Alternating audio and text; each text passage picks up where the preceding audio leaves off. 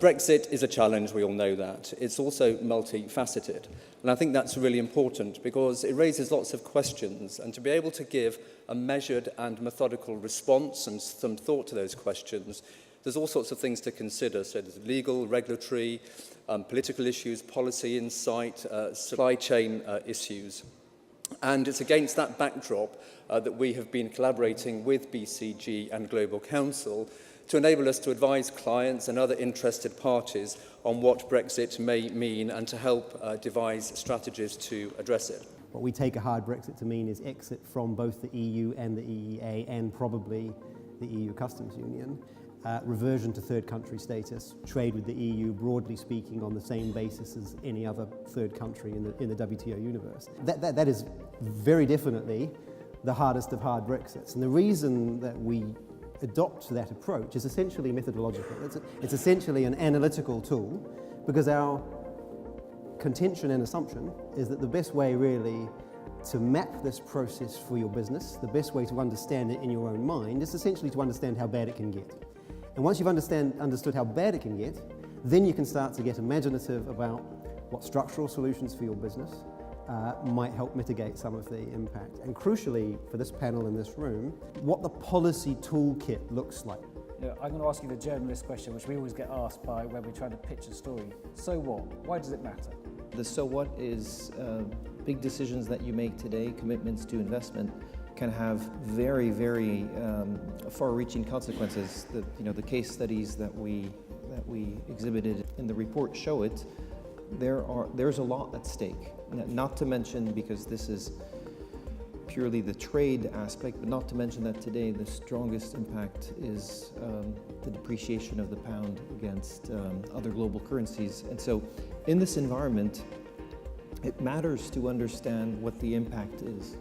There's instability elsewhere. The election in the United States has delivered an additional degree of uncertainty on some of these questions. And so, to an extent, it's adapting to a new normal where there's less certainty, and so reverting to decisions that offer more optionality. Let's talk about tariffs for a little bit. I've been working with someone who wanted to move a warehouse from Italy to the UK. What they were selling was textiles imported from the Far East.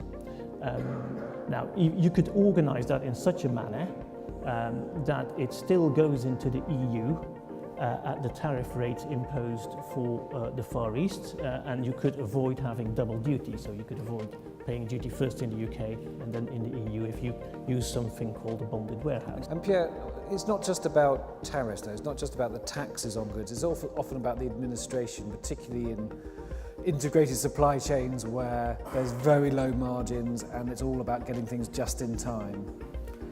Yes, so inevitably when you create a barrier or a border, that comes with friction, comes with medium-term friction around protection of IP, potential exposure to different regulations, and so needing to comply with regulations that are likely to grow further apart with time, but also on a transactional basis, just more simply put, more paperwork, and therefore a hindrance to fluidity of the movement of goods.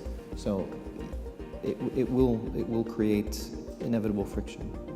If I had to pick an infrastructure challenge that the UK has at the moment, I wouldn't be looking at Heathrow or HS2.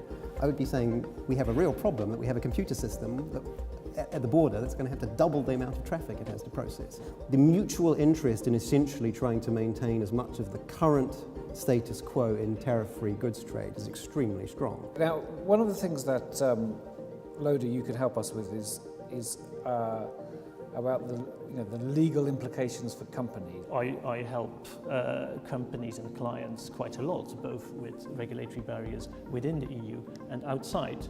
Right? I can assure you it is an enormous difference. Right? Within the EU, you can go to a national court and challenge the trade barrier there. You can ask the Commission to help you. All that actually works quite well. Outside the EU, if you have to go to the WTO, for instance, it is a completely different world. The main problem that you have is that it is the dispute settlement system is only state to state, which means you have to find a state to fight your battle in the WTO, which is not always simple. And which brings with it all sorts of political complications. Just to give you, it's an imperfect comparison completely, but there are in the WTO about 10 dispute settlement cases per year.